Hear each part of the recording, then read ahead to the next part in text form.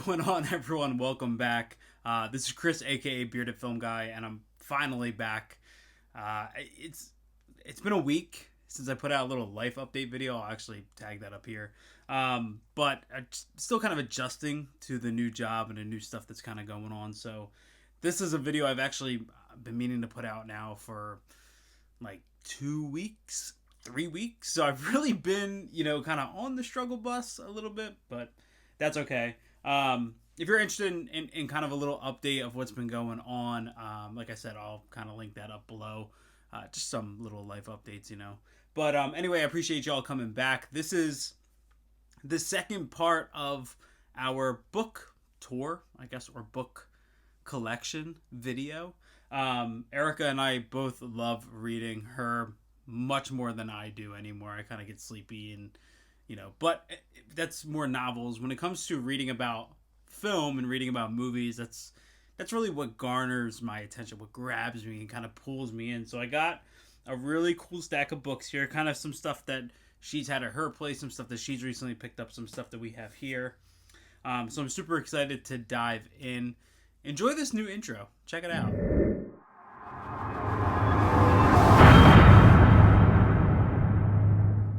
Hope you like that. I think I did a pretty good job at it. Give me a little bit of credit. That's all good. Okay. So anyway, like I said before the intro, this is part 2 of our book collection. One of the things I tend to do is I go on Amazon and I just kind of look up like making of books and stuff like that. It's just kind of movie books, and I just kind of see what's out there. And there's so much cool stuff, and especially now, it really seems like there's been a boom in these sort of like unofficial behind the scenes books and stuff, and it's really cool to see because there's so many stories out there and so many views on things, especially in film in general, but in my space, which is more horror. There's just so much cool information out there that's not regularly published and kind of put out there for people to know. So I tend to gravitate towards this stuff really heavy, and so does Erica. So we together as a couple, we tend to really dive into that stuff pretty heavy. So I got probably, I don't know, 10 books here, and I'm just going to dive right in. So the first book here, it's actually the first 2, are from the Disney exhibition that's currently going on at the Franklin Institute in Philadelphia. This is an event that's going on all across the country at different places, but ours is the Franklin Institute at Philadelphia. I was actually at work. Erica had a little like girls' day with her family, and they kind of went out there. We're actually going in next month. When's our vacation? July? Oh, geez. Yeah, July. So we are actually going out there. We are going to be going to the exhibition again. And the part she's most excited for is the store afterwards, right? Because that's where she found these books. She found some other stuff that she didn't buy then, but she will buy when we go back. And the first one is awesome. This is actually my favorite of the bunch. And this is the poster art of the Disney parks. I actually have to back up to show this. This thing is huge. Check that out. And this is really cool. Here's the back. Check that out there. I'm trying to get the full thing in there. There we go. And this is actually the second edition, so this was recently updated. For those who have never been, which is kind of crazy to think that people haven't, but there are these parks that are hung up all around, or not parks, there are these posters that are hung up all around the parks, and they're done by different artists and stuff, and they're for pretty much anything, any sort of theming, in part of the restaurant or celebrations, really anything that's going on in the theme parks. And then of course individual rides. It seems like every so often they hire an artist to come in and do really unique posters for events on certain rides and stuff, and this is just full of them, as well as information about them. I mean, here is Big Thunder, if you can kind of see that there. This book is so big, it's actually really hard to... Here's some Dumbo ones from Fantasyland. Those will go in focus. So this book is huge, but this is the stuff that in our home we're going to have on coffee tables. So if you ever come to our house, which don't show up uninvited, but let me know. More than welcome to come hang out when we have it. We have our little theater, but this is the stuff that you're going to be reading while you're waiting for us to bring out your cheese board and Ritz crackers, or I could do saltines too, if that's what you like. But Really cool stuff like that. And then another really cool one right here. Let me pick this one up here so I can get the title correct. And this is The Hidden Art of Disney's Mid-Century Era. And if I remember correctly, this is volume 4. She didn't know that there were different volumes. But this is basically, in the 1950s and 60s, Walt Disney Studios embarked on a creative revolution brought on by the mid-century modern and graphic sensibilities of a new wave of artists. This volume reveals hundreds of rediscovered images that inspired Disney shorts and feature films during one of its most prolific eras, while capturing the rich stories of the artists who brought the stylistic revolution to life. So this is really cool. This one's not as big. Let me try to flip to something that you can check out here. So this is a combination of there's character sketches in here, character arts, sort of like pre-production art or storyboard art. So a bunch of stuff like this. Really cool stuff in here. And the thing that I actually like about this the most is that it's not just a cluster of information. It's actually broken up by artist. So right here I'm at Mary Blair. Let's keep going. There's some Alice in Wonderland sketches. Tim Oreb, I probably said that wrong. But here are some sketches from Sleeping Beauty. There's some really cool stuff in here. And this is, look at 102 Dalmatians. Check these out. These old drawings. Check those out. So this is super cool. This is one of those books that, like, I'm not extremely educated on Disney, and I'm not ashamed to say it. Just, I didn't really grow up watching a ton of Disney movies, but Erica loves them, like absolutely loves them to death. So this is a book I can't wait to dive into. This is specifically in the 1950s and the 1960s as well, and she is looking for the other volumes. So here is the front of it there, and then here is the back. So super cool there. Man, it's like I only held 2 books so far and my shoulders hurt. Just torn rotator cuffs. Who needs them? Whatever. This one's really cool. I actually got this Christmas or birthday, maybe? I don't remember, but this is really cool. This was actually written by Michael Mallory with a foreword by Jason Blum, and this is the Legacy of Horror, Universal Studios Monsters. Check this thing out. Really cool. Here's the back. Frankenstein's monster back there. But this is super cool. Really cool foreword by Jason Blum. I love this front page here with all the posters. Yeah, you cannot deny the effect. Actually, nobody can really deny the impact of Universal classic monsters on film in general. And this book is a really big deep dive. I mean, here's a spotlight on Bela Lugosi. I just flipped open too. This book is an incredible deep dive. Really cool posters in here, behind the scenes images. There's some really cool stuff in here, as well as deep dives into all of the classic Universal monster films. I mean, here's House of Frankenstein. And one of my favorite things about this is actually a really cool companion piece to the Universal Monster set. I don't know where it's at in my collection, but it's down there somewhere. But it's a really cool companion to that. You can kind of, read the little section here based on it, and then follow it up with the movie, or follow it up, with the movie and stuff. So this is a really cool deep dive. This is about 300 pages, actually shorter than that. 268. This is really cool. I love the color palette on there as well. Put that down. This now, okay. Erica and I are huge fans of Mike Flanagan. I think that he is one of the most exciting directors in horror. I mean, I loved Dr. Sleep. A lot of people were kind of like mixed on. I love more specifically the director's cut, just more complete, of Dr. Sleep. But Mike Flanagan has gone on to do just incredible work in the horror genre, from it's The Haunting of Hill House, and then Midnight Mass. And Midnight Mass visually is one of my favorite shows of all time. I just think that movie is shot so well, and this is really cool. So this is actually the art of horror for Midnight Mass, and I love this cover, by the way.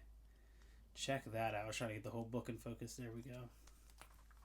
Simple black background here. But this was a show that Erica and I pretty much obsessed over. And visually, aesthetically, jeez, I mean, come on, look at this. First page there. Look at that. A show that we both really enjoyed. And the other thing is, too, is that this book really dives into the themes and kind of like a little bit more into the story and the characters and locations and who everybody is, and it makes a really, really, really interesting companion piece to the show.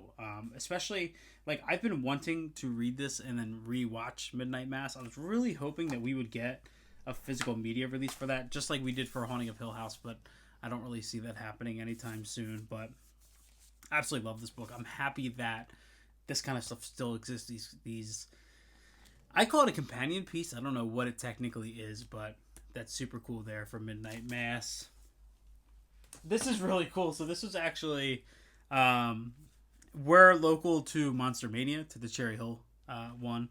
And one year, I think it was actually the first or second year that I went after I had met Erica. And we went in the morning, her brothers, her and I, we went in the morning. And then I ended up going back with her brothers, and the Chiodo brothers had a stand set up and nobody was there. So I was like, man, let me go over and meet them. And they had this really cool art book over there. So check this out. This is Invasion of the Clown Clones by Charlie Chiodo. So check this out. They have this cool little book there. Here's the back here. Check that out. And it's actually signed by two of the Chiodo brothers to Erica. I hope that's focusing. I hope it is. But this is really cool. It's just a ton of sketches and stuff from Charlie Chiodo. There's sketches in here. I mean, here's Mr. Spock. Sketches in here that were commissioned. So we have Ripley from Aliens, the Governator, Harpo the Clown, and then also in here there's Groucho, Pee-wee, just really interesting artwork in here. And then further on into the beginning, you can kind of see some early sketches from Killer Clowns and all that stuff, a bunch of ideas they had. So this is insanely cool, especially that it's signed. Killer Clowns is her favorite horror movie of all time, so I was super happy to get that for her. She was insanely surprised. And honestly, like, I think I paid $25 for the book and the signatures, and they were charging that for them just to sign bags of cotton candy. So I thought the book would be a better gift. I mean, so moving on, this one is, it's so cool. I mentioned in the beginning, it's just so cool to see these books coming out and this information coming out. And this one especially. So this was actually written by Lee Carr. This book is huge. This was written by Lee Carr with a foreword by Greg Nicotero. And this is actually the making of Day of the Dead. Check it out. It's this cool little paperback. Here's the back of it. And this is super cool. And the thing I love about this is, first of all, this is packed full of info. I mean, this is every page. But it's actually broken down by date. So it goes into pre-production, casting, and then when you actually get into the production side of it, it's actually broken down by day. So day 6 of filming, Saturday 10/27/1984. And it dives into the day and stuff like that. Here we go. Monday 10/29/84, day 7 of production. All the way through. There's 11/8/1984. I have 11/20/84.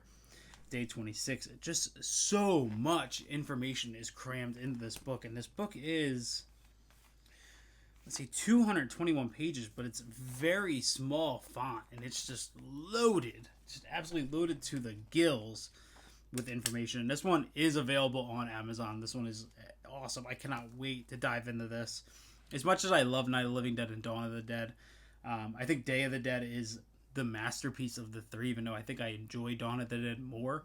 But also a masterpiece for Tom Savini. It's the best work he's ever done. I mean, everything he's done is great, but Day of the Dead is like a master class in makeup effects. So I absolutely love Day of the Dead. This is a super cool book for us to have. And then moving on to one of Erica's favorites. This is a movie that she introduced me to because I had never seen.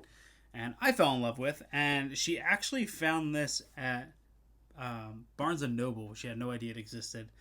But I'm probably going to say this wrong. But this is written by S.T. Bend. And this is the Labyrinth, the Bestiary?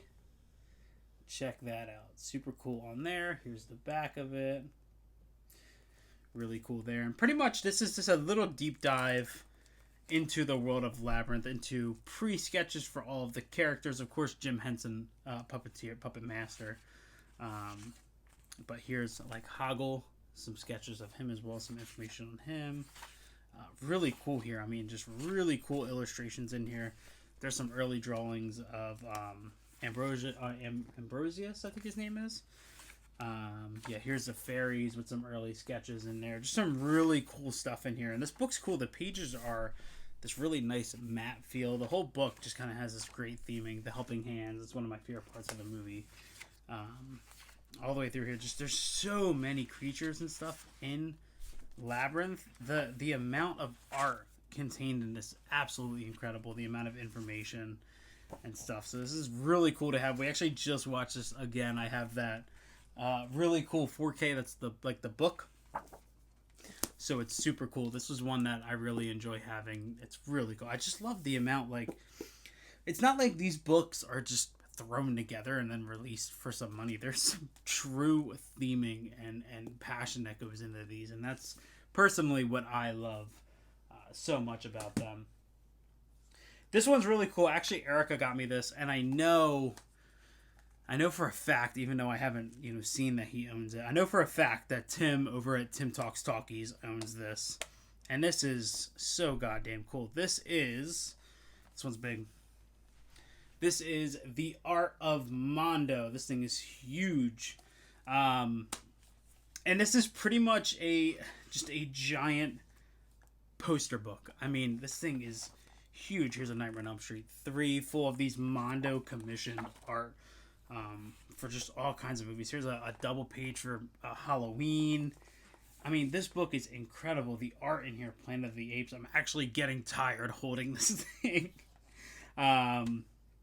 Silence of the Lambs and the Terminator. I mean, this book is absolutely gigantic. It's really sad what's happening with Mondo and what Funko is doing with them. I know there was that issue with Funko getting rid of the poster department and then bringing them back after the backlash. And I'm not really up to date as far as what's going on with that and where we're currently at in that, but it's sad because I follow probably 5 or 6 artists who consistently work for Mondo, and they do incredible work. And Mondo has been a gateway for these artists to get more work and more commissions and really get their name out there. And then, it wasn't a company that these artists started with and then moved away from. As big as these artists got, as wide as their project went, they still stuck with Mondo throughout all of that. So there's something going on there that they liked and that they enjoyed about about the company and about working for them. And it seemed like once the Funko merger happened, it's sort of like they don't give a shit, and that's really sad. And even if they did bring it back and kind of say like, okay, you know what, we weren't actually getting rid of that, we're actually just doing this, it's still messed up that they did what they did in the first place. So I don't know what's going on. It could have been all fixed up by now, I don't know, but I still am just not a fan of what's going on over there. I'm not a fan of Funko. I'm not a fan of what they're doing with the companies that they own with the umbrella. I'm not a fan of them dumping pop figures that they made way overboard of in dumps. Whatever. On to more positive things. So this was a very early gift from Erica, and I am a huge fan of Mad Max. I think Mad Max Fury Road is one of the best action films in, probably ever. Just being honest. And this is super awesome. So this is written by Abby Bernstein with a foreword by George Miller. This is The Art of Mad Max Fury Road. Check out that cover there. Here's the back for you.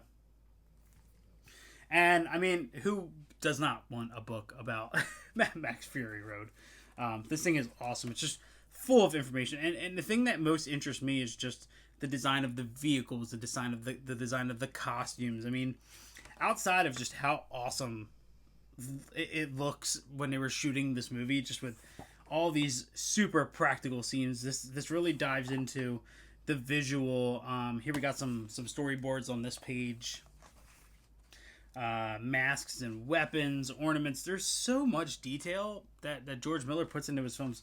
It's absolutely nuts. I actually think I just read a quote with Chris Hemsworth who said he's actually filming, or he was filming Furiosa, which is the like a sort of, I guess, sequel to Fury Road, and he was like, he actually said, like, quote unquote, the best filming experience ever filming with George Miller. So that is The Art of Mad Max Fury Road, which I'm super happy to have. And then another art book I was super happy to get my hands on. I actually found this on clearance at Barnes & Noble. But that is, not Runner My Dog, The World of It. Check that thing out. Super cool. I'm a huge fan of what Andy Muschietti did with the adaptation of Stephen King's It. I know that Chapter 2 is not as well received. I have a ton of fun with it anyway.